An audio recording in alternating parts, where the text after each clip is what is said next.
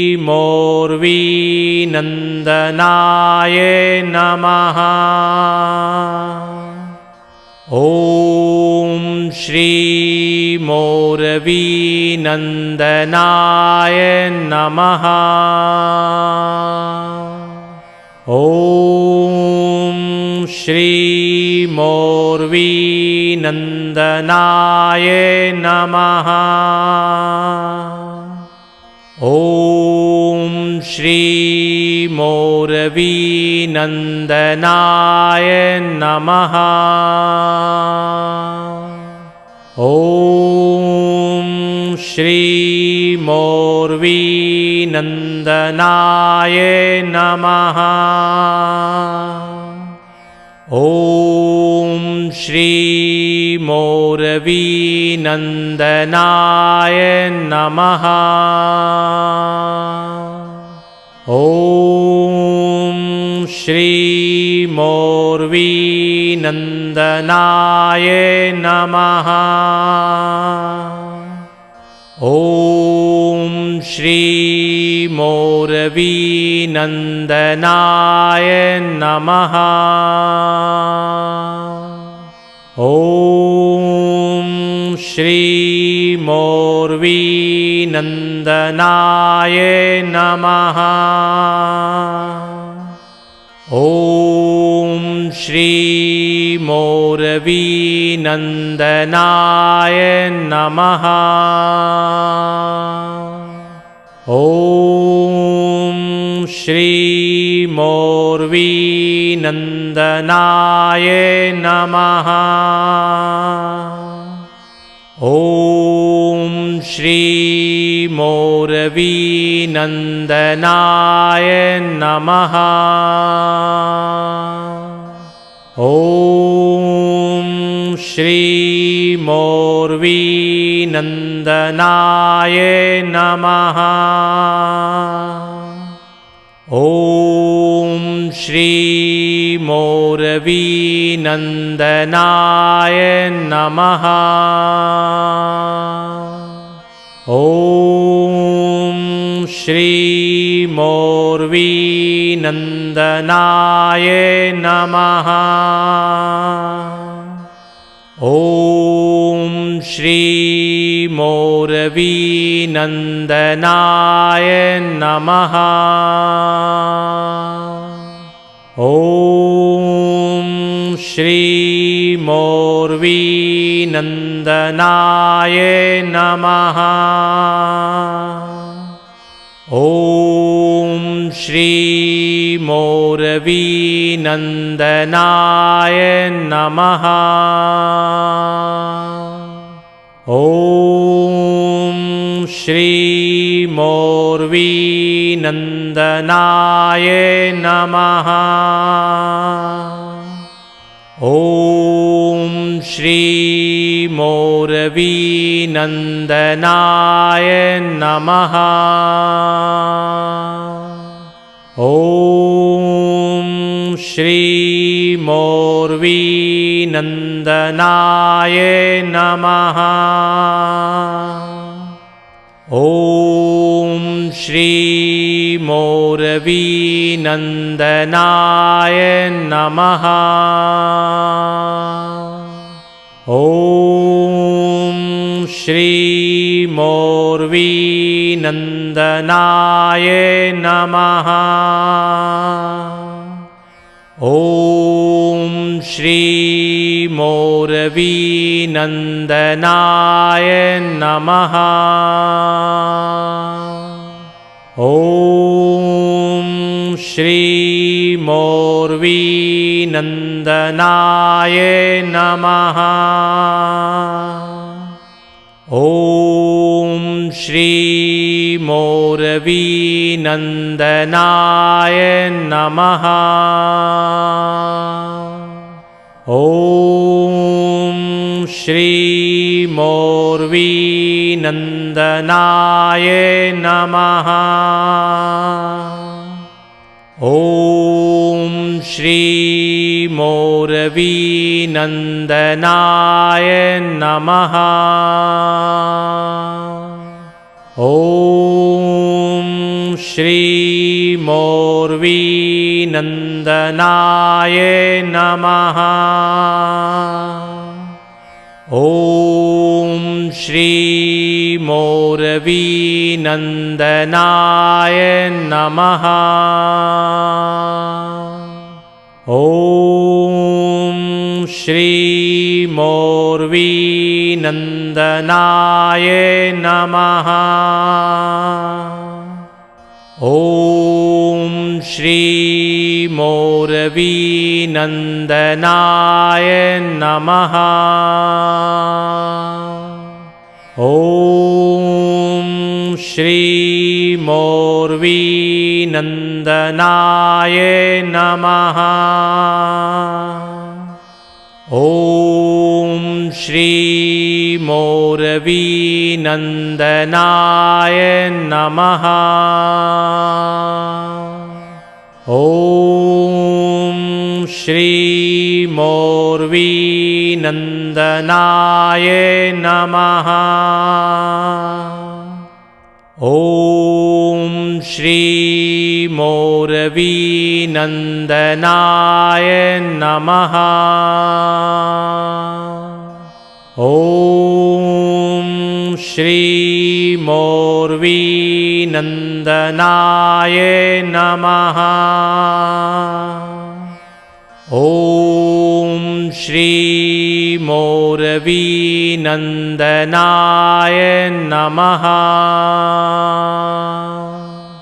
जी भक्तों, ये बहुत ही प्रभावशाली और कल्याणकारी मंत्र है।